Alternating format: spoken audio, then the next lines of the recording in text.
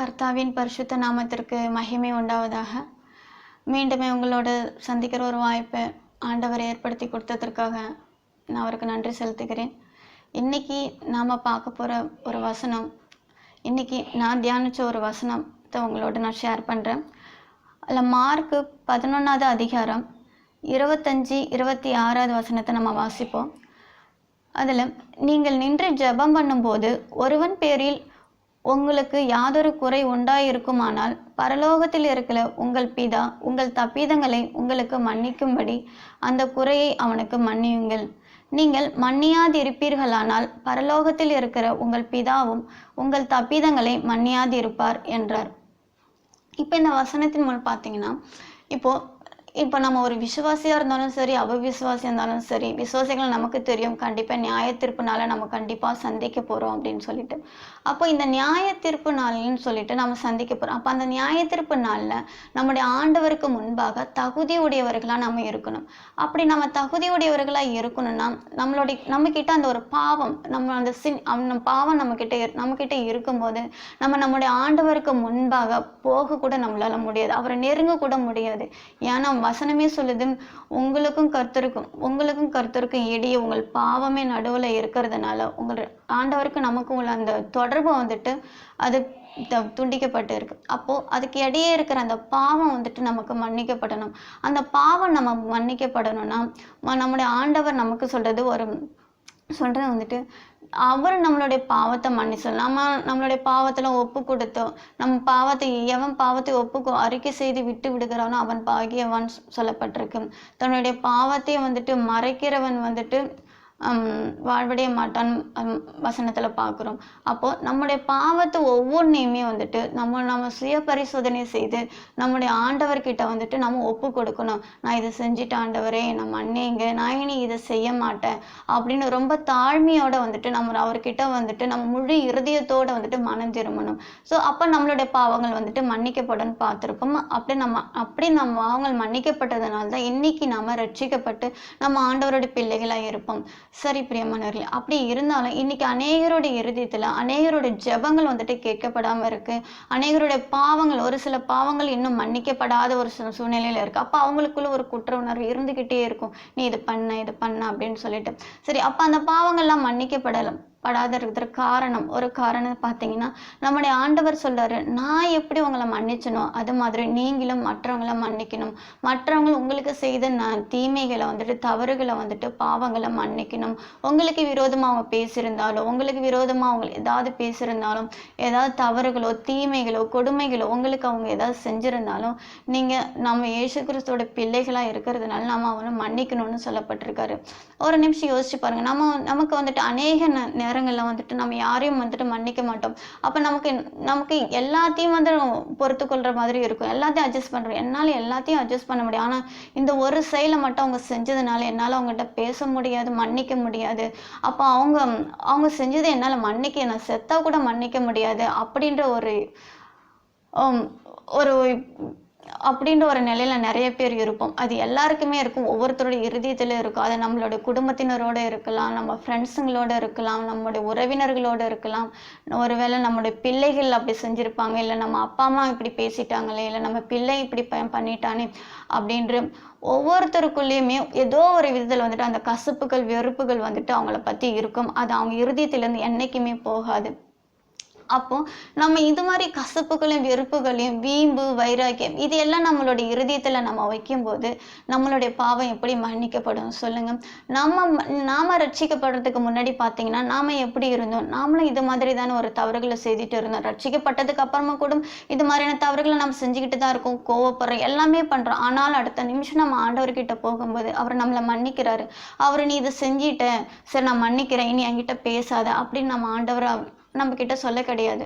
அவர் நம்ம எப்போ நம்ம முழுறுதியத்தோடு அவர்கிட்ட நம்ம மன்னிப்பு கேட்குறோமோ அப்பவே நம்முடைய ஆண்டவர் அவரோட சொந்த ஒரு மகனாக தான் நம்மளை பார்க்குறாரு. ஒரு சொந்த மகளை பார்க்குற மாதிரி தான் நம்மளை பார்த்து வழி நடத்துறாரு. அதன் மாதிரி தான் நம்ம மேலே வந்துட்டு இரக்கமாக இருந்து வந்துட்டு அன்பு செலுத்துகிறாரு.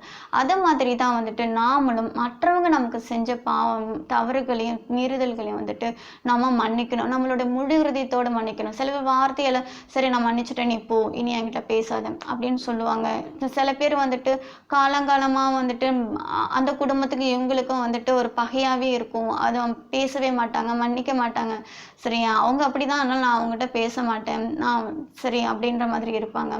நீங்களாம் யோசிச்சு பாருங்க, கர்த்தருடைய பிள்ளையா இருக்கிற நமக்கு வந்துட்டு நம்முடைய ஆண்டவர் இதை விரும்பவே மாட்டாரு. நம்முடைய ஆண்டவர் சொல்றாரு, உங்களை நேசிக்கிறவங்களையும் நீங்க நேசிச்சா அதுல பிரயோஜனம் என்னன்னு கேட்கிறாரு. அப்போ உங்களை நேசிக்கணும். நமக்கு நன்மை செய்யறவங்களுக்கு நாமளும் நன்மை செய்யறோம், அதனால என்ன பிரயோஜனம்? அப்ப பாவப்பட்டவங்க எல்லாம் எங்க போவாங்க? நம்மளே ஆண்டவர் பார்த்தீங்கன்னா நீதிமான்களை தேடி நம்மளை ஆண்டவர் வரல, பாவிகளாகிய நம்மளை தேடிதான் வந்தாரு. நம்ம வந்துட்டு ஆண்டவருக்கு முன்பாக நிற்கிறதுக்கு கூட தகுதி கிடையாது. ஏன்னா நம்முடைய எப்போ அந்த ஏதேன் தோட்டத்துல அந்த கனியை புசிச்சோமோ அப்பவே ஆண்டவருக்கும் நமக்கு இடையே ஒரு பகை உண்டாயிடுச்சு, ஒரு பிரிவினை உண்டாயிடுச்சு. அதனாலதான் வந்துட்டு அவர் சமூகத்தை விட்டு வெளியில போங்கன்னு நம்மளை துரத்தி விட்டாரு. அப்படிப்பட்ட ஒரு சூழ்நிலை அவர் பக்கம் போக கூட நமக்கு வந்துட்டு ஒரு தகுதி இல்லை.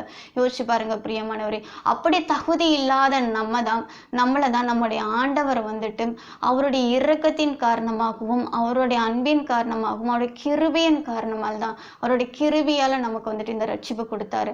அவருடைய கிருபியால் அவருடைய ரத்தத்தின் மூலம் நமக்கு இந்த ரட்சிப்பு நமக்கு கிடைத்தது. நம்மளுடைய பாவங்கள் வந்துட்டு மன்னிக்கப்பட்டது.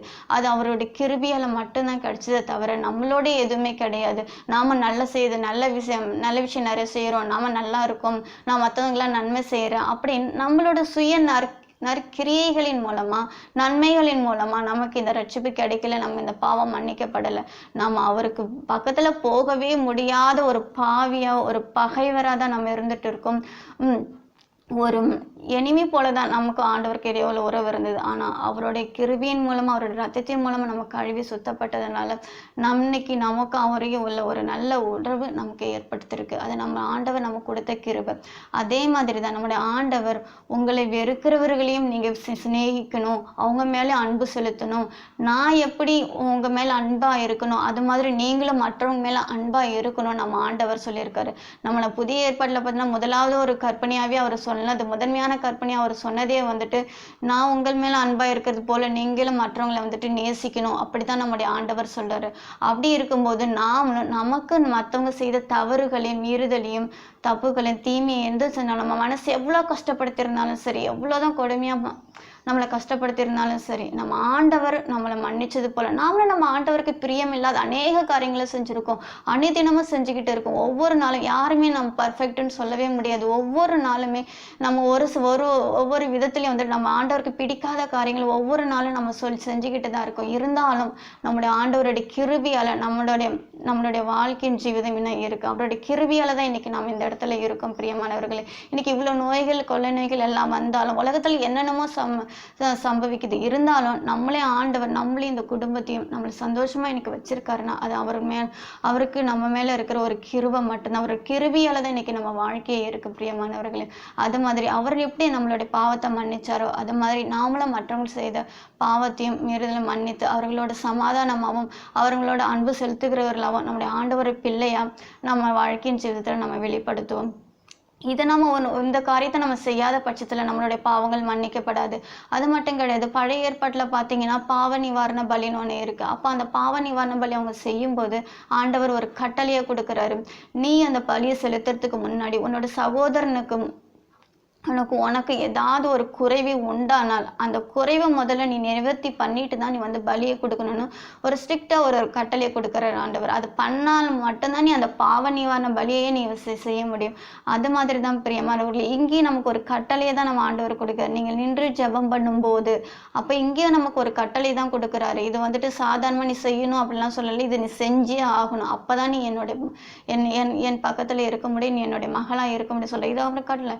இப்ப நான் அவரோட பிள்ளையா இருக்கணும். இப்ப நம்ம தாய் தகப்பன் நம்ம சொல்றதை கேட்டா மட்டும்தான் அவங்க வந்துட்டு நமக்கு எல்லாம் அன்பா இருப்பாங்க. அப்போ அவங்களுக்கு பிடிக்காத செஞ்சா அவங்க நம்ம மேல கோபமா இருப்பாங்க. அது மாதிரி தான் நம்முடைய ஆண்டவரும் அவர் நமக்கு ஒரு கட்டளையை கொடுத்திருக்காரு. அந்த கட்டளையை நம்ம செஞ்சா மட்டும்தான் அவருக்கு பிரியமானவர்களா நாம இருப்போம். ஸோ இந்த கட்டளை என்ன, அவர் நம்மளுடைய பாவத்தை மன்னிச்சது போல நாமளும் மற்றவங்களுடைய பாவத்தை மன்னிக்கணும். பிரியமானவர்களே, இந்த கடைசி காலத்துல நம்முடைய ஆண்டவரோட எப்போ வேணாலும் இருக்கலாம். இந்த கொடுக்கப்பட்ட இந்த 14 நாட்கள் என்ன இருக்கு, இல்ல 14 நாட்கள் நம்ம ஒவ்வொரு நாளும் ஒவ்வொருத்தருமே தன்னுடைய இருதயத்தை சுய பரிசோதனை செய்து நம்முடைய பாவங்களை ஒப்பு கொடுத்து அவர்கிட்ட மனம் திரும்பவும். பிரியமானவர், குடும்பமா மனம் திரும்பவும், குடும்பமா ஒருத்தரை மன்னிப்போம், ஒருத்தருடைய அவங்கள மன்னிச்சு நம்ம கர்த்தராகி இயேசு கிறிஸ்துக்குள்ள நம்ம அன்பு சமாதானத்தோட வாழ்வோம்.